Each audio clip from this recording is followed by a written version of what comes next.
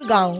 यहाँ एक अमीर सेठ मोतीचंद रहता था, जो गांव के गरीब किसानों को ब्याज पर पैसे देता था। आज उसके पास गांव का ही एक किसान मजनू अपनी अगली खेती के लिए कुछ पैसे उधार मांगने आया था। आजा आजा मजनू, उधार मांगने आया है। जी मालिक। हाँ, मैं तेरी हालत देखकर ही समझ गया था कि तू मेरे घर क्यों आया है। कोई बात नहीं, मेरे पास इतने पैसे हैं, वो किसके लिए काम आएंगे। अगर मैं अपने गांव वालों का ही भला नहीं करूंगा तो इतना सब कमाने का क्या फायदा। बता कितने उधार चाहिए। मालिक 5,000। ठीक है, ये ले पैसे, और फसल बेचने के बाद जो कमाई होगी उसका आधा तेरा और आधा मेरा। पर मालिक, अगर फसल अच्छी हो गई तो कम से कम 20,000 रुपए तक की कमाई होगी, और उसका आधा 10,000 मुझे आपको देना पड़ेगा। मैंने तो आपसे 5,000 ही लिया है। मैं आपको ब्याज समेत सारा पैसा लौटा दूंगा। बस आप फसल की कमाई का आधा हिस्सा मत दीजिए, नहीं तो मेरा भारी नुकसान हो जाएगा मालिक। ठीक है, कोई बात नहीं, जब फसल कटे तब बात करेंगे। अब तुम जाओ। मजनू मोतीचंद से पैसे लेने के बाद अपने घर की तरफ चल देता है। घर पहुंचने से पहले ही उसे गांव का एक और किसान हरिया मिल जाता है। अरे मजनू, आज तो बहुत खुश दिखाई दे रहा है। कोई लॉटरी लग गई है क्या? हाँ, लॉटरी ही समझो। आज सेठ मोतीचंद से अपने अगले फसल के लिए उधार पैसे लेकर आया हूँ। देवता जैसे आदमी हैं, उन्होंने तो पैसे लौटाने का सारा हिसाब किताब मुझ पर ही छोड़ दिया। ऐसे सेठ हो तो हम गरीबों को कभी कर्ज के तले नहीं मरना पड़ेगा। अरे तुम उसे देवता कह रहे हो? राक्षस है वो, राक्षस। जितने दिए हैं उसका 5 गुना वसूल कर लेगा। मेरे पिताजी ने जो उससे उधार लिया था वो उनके गुजरने के बाद भी मैं अब तक चुका रहा हूँ। एक बार उससे उधार लिया मतलब समझो कि जिंदगी भर का झंझट। हरिया अपनी बात खत्म करते ही वहाँ से चला जाता है। इधर उसकी बातें सुनने के बाद अब मजनू सोच में पड़ गया। वो पैसे लिए परेशान अपने घर पहुँचा।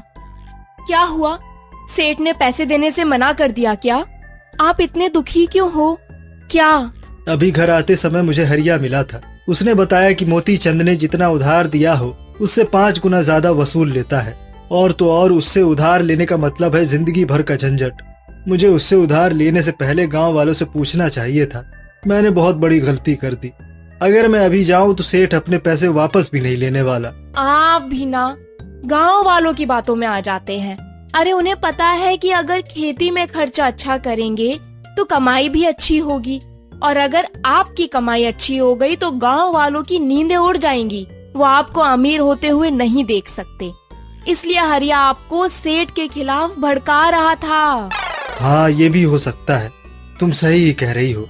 और अगर मैं सेठ का पैसा समय से लौटा दूं, फिर मुझे किसी बात का डर कैसा? मैं कल से ही खेती के काम में अपना जी जान लगाता हूँ। अब मैं किसी की बातों में नहीं आने वाला। अगली सुबह मजनू एक झोले में बीज लेकर बैलों के साथ अपने खेत पर चला जाता है। अरे मजनू, सुना है कि तूने मोतीचंद से खेती के लिए उधार लिया है। इससे अच्छा किसी और से पैसे ले लेता, लेकिन मोतीचंद अब जिंदगी भर का बोझ अपने सिर पर लेकर घूमेगा तू। ये बात याद रखना। गांव का ये आदमी भी मजनू को सेठ के बारे में बोलकर चलता बना। मेरे साथ अच्छा होते ये सब नहीं देख सकते। मंजू सही ही कहती है कि मेरी तरक्की से गांव वाले जलते हैं, इसीलिए मुझे सेठ के खिलाफ भड़का रहे हैं। अगले कुछ महीनों में मजनू की उगाई फसल पककर काटने लायक हो जाते हैं। इस बार तो इतना गेहूं हुआ कि आराम से सेठ का उधार चुकाने के बाद भी मजनू का अच्छा खासा मुनाफा होने वाला था। मजनू और उसकी पत्नी ये सब देखकर बहुत खुश थे। मोतीचंद सेठ से पैसा लेना तो सफल हो गया। इस बार तो इतना गेहूं हुआ है कि सेठ का कर्जा उतारने के बाद भी हम लोगों के पास बहुत पैसे बच जाएंगे। अब आप बिना देर किए कल सुबह ही सारा गेहूं काटकर बाजार में बेच आइएगा। सेठ की उधारी चुकाने का दिन भी आने वाला है। ठीक है। अगली सुबह मजनू जैसे ही अपने खेत पर गेहूं काटने के लिए पहुंचता है तो अपने खेत की हालत देखकर घबरा जाता है। बिना किसी को खबर लगे सेठ मोतीचंद बीती रात कुछ आवारा पशुओं को मजनू के खेत पर उसकी फसल नष्ट करने के लिए छोड़ देता है, जिस वजह से आज सुबह खेत की ये हालत हुई थी। अब मजनू के खेत का सारा गेहूं बर्बाद हो चुका था। ये रातों रात क्या हो गया? कल तक तो पूरे का पूरा गेहूं सही था, आज सब बर्बाद हो गया। किसी ने मेरे पूरे खेत को नष्ट कर दिया। मजनू देख, मुझे पता है कि ये सब किसने किया होगा, वही सेठ मोतीचंद। सीधी बात है, अगर ये गेहूं बेचकर तू उसका उधार चुका देता है तो उसका कोई फायदा ही नहीं होता। जितने दिनों तक तेरे पास पैसे रहेंगे उतने दिनों तक उसका ब्याज बढ़ता जाएगा। मजनू, ये अमीर लोग हैं, इनसे जीत पाना हम किसानों के बस की बात नहीं। लेकिन हाँ, हमारा सरपंच अच्छा है, इसीलिए तुम उसके पास शिकायत लेकर जाओ, वो तुम्हारे लिए जरूर कोई रास्ता निकालेगा। अरे मजनू, ये सब क्या हो गया? तेरी तो पूरी खेती बर्बाद हो गई। 2 दिन बाद तुझे मेरा कर्ज चुकाना था, अब उसका क्या? ये सब कैसे हुआ? मालिक मैं जानता हूँ ये आपने ही करवाया है, ताकि आपका ब्याज मेरे पास बढ़ता रहे और आप मेरी ये जमीन हड़प ले। वो तो मैं अब भी यही करने वाला हूँ। तू अगर मुझे 2 दिनों के अंदर पैसे नहीं देता तो तेरी ये जमीन मेरी। शाम तक मजनू पंचायत के पास अपने साथ हुई धोखाधड़ी की शिकायत लेकर पहुंच जाता है। मालिक, सेठ मोतीचंद ने मेरे साथ धोखा किया है। मुझे उधार पैसे देने के बाद इसने मेरे पूरे खेती को नष्ट कर दिया। मैं अब इसका उधार किस शर्त पर चुकाऊं, ये आप ही बताइए। मोतीचंद जी, आपकी शिकायत इस पंचायत के पास कब से ही आ रही है। हर बार आपके पैसे के रोब ने हमें अपना काम करने से रोक दिया, लेकिन अगर इस बार भी आपकी गलती हुई तो आपको पंचायत की तरफ से कड़ी सजा जरूर मिलेगी। जैसा कि सब जानते हैं कि जब हमें अपराधी का पता ना हो तो हमारा ये पंचायत अनोखे तरीके से अपना फैसला सुनाता है, तो इस बार भी ऐसा ही कुछ होगा। मोतीचंद जी, जमीन पर पड़े काले और सफेद पत्थर को उठाकर आपको इस झोले में डालना है।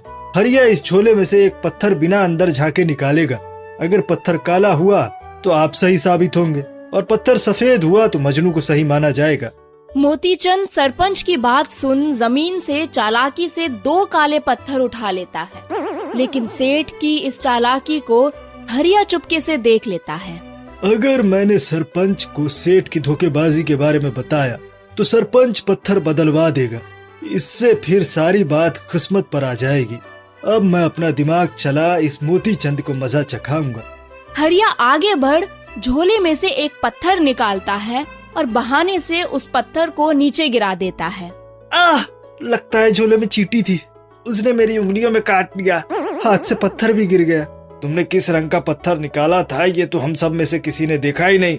अब फैसला कैसे होगा? जमीन पर तो बहुत पत्थर हैं, कैसे पता चलेगा कि किस रंग का तुम्हारे हाथ से गिरा? कोई बात नहीं सरपंच जी, जमीन के पत्थर का नहीं पता, लेकिन झोले में जो पत्थर बचा होगा उससे तो पता ही कर सकते हैं कि सेठ जीता या मजनू। हाँ, ये तुम सही कह रहे हो। अगर काला पत्थर बचा होगा तो पहले तुमने सफेद निकाला होगा, इस हिसाब से मजनू सच्चा साबित होगा।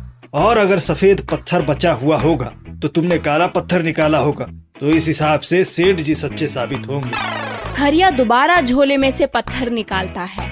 सेठ तो पहले से ही डरा हुआ था, क्योंकि उसे पता था कि झोले में काला पत्थर ही बचा हुआ है और वो मजनू से हार चुका है। हरिया काला पत्थर निकालकर सबको दिखाता है। हाँ, तो साबित हो चुका है। हरिया ने बाद में काला पत्थर निकाला, यानी पहला पत्थर सफेद था, जिस वजह से किस्मत के फैसले के अनुसार ये माना जाता है कि सेठ मोतीचंद ने ही मजनू की फसल को खराब किया। और जैसा मैंने पहले कहा था, इस बार अगर मोतीचंद गलत साबित हुआ तो उसे कड़ी सजा दी जाएगी।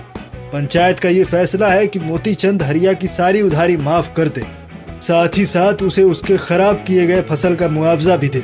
ऊपर से सेठ को गांव के सभी किसानों के लोन को भी माफ करना पड़ेगा। पंचायत के कहे अनुसार सेठ मोतीचंद सभी किसानों का कर्ज माफ कर देता है और मजनू के गेहूं के नुकसान की भरपाई भी करता है।